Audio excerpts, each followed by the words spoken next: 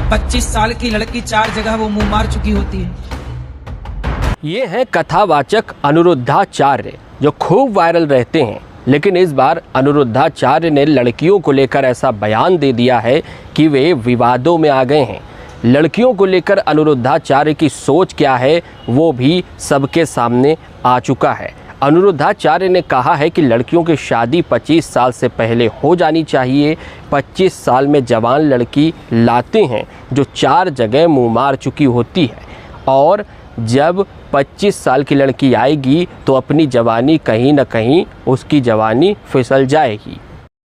एक बार क्योंकि अब लड़कियां लाते हैं 25 साल की। अब 25 साल की लड़की 4 जगह वो मुंह मार चुकी होती है, सब नहीं पर बहुत। और वो 25 साल की जब तक आती है तो पूरी जवान होके आती है।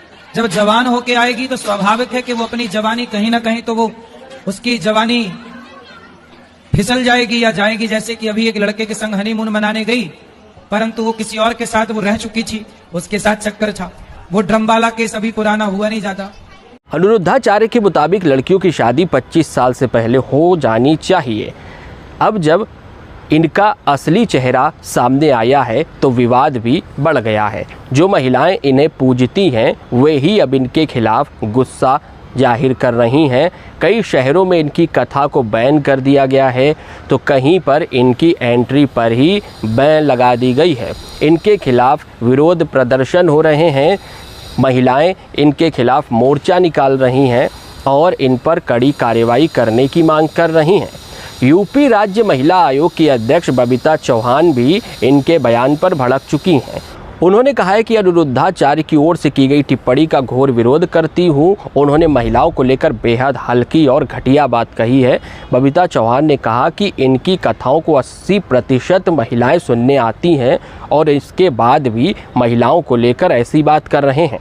या तो इन्हें बुद्धि नहीं है या फिर कम उम्र में इतनी ज़्यादा शोहरत मिल गई है, तभी समझ में नहीं आ रहा है कि इसका उपयोग कैसे करें। यह विनाश काले विपरीत बुद्धि है। महिलाओं के लिए इससे ज़्यादा घटिया शब्दों का चयन नहीं हो सकता है।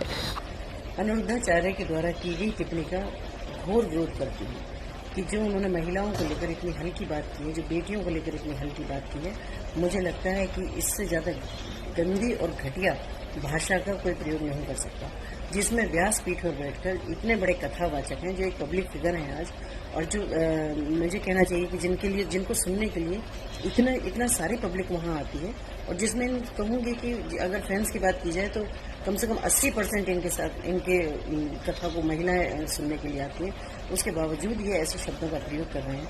हालांकि जब चौतरफा विरोध हो रहा है तो अनिरुद्धाचार्य माफ़ी मांग रहे हैं और कह रहे हैं कि उनकी कुछ बहनें आधी अधूरी बात सुनकर नाराज़ हैं। उनका उद्देश्य कभी किसी नारी का अपमान करना नहीं था। वीडियो में सफाई देते हुए अनिरुद्धाचार्य ने आरोप लगाए कि उनके वीडियो में कुछ शब्द हटा दिए गए और उनके इस बयान का पूरा अर्थ ही बदल दिया गया। अनिरुद्धाचार्य ने कहा कि उनकी ये टिप्पणी कुछ लड़कियों के लिए थी, ना कि सभी लड़कियों के लिए। उन्होंने तर्क दिया कि जिस तरह से कलयुग में सभी लोग खराब नहीं होते, उसी तरह उन्होंने सिर्फ कुछ ही मामलों का जिक्र किया था।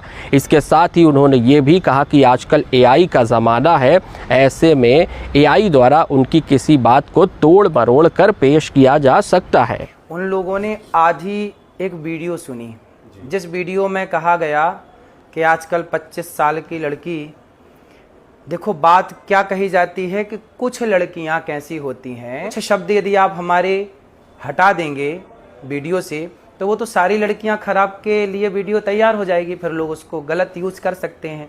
तो मेरे द्वारा कभी नारी का अपमान नहीं किया जा सकता। नारी तो हमारी लक्ष्मी है। हम हालांकि अब माफ़ी से काम नहीं चलेगा अनिरुद्धाचार्य जी। महिलाओं के प्रति आपकी सोच क्या है ये अब पूरी दुनिया को पता चल चुका है। उनके माफ़ी मांगने के बाद भी यूपी राज्य महिला आयोग की अध्यक्ष बबीता चौहान ने कहा कि माफ़ी मांगने से काम नहीं चलेगा, इसका संज्ञान लेकर उन पर कड़ी से कड़ी कार्रवाई हो। तो अब अनिरुद्धाचार्य पर एक्शन की तैयारी है। उनके खिलाफ केस भी दर्ज हो चुका है और महिलाएं उनकी गिरफ्तारी की मांग कर रही हैं। ऐसे में सवाल है कि रील पर महिलाओं को ज्ञान देने वाले, घर गृहस्थी को समझाने वाले अनिरुद्धाचार्य की ऐसी सोच आज महिलाएं जहां अंतरिक्ष में जा रही हैं, सेना में शामिल होकर देश का कद बढ़ा रही हैं, हवाई जहाज उड़ा रही हैं, पुरुषों से किसी भी मामले में कम नहीं हैं, तो वहीं अनिरुद्धाचार्य जैसे लोग ऐसा बयान दे रहे हैं। उनके मुताबिक क्या 14 साल में ही लड़कियों की शादी कर देनी चाहिए? आपका इस विषय पर क्या सोचना है, हमें कमेंट करके बताएं।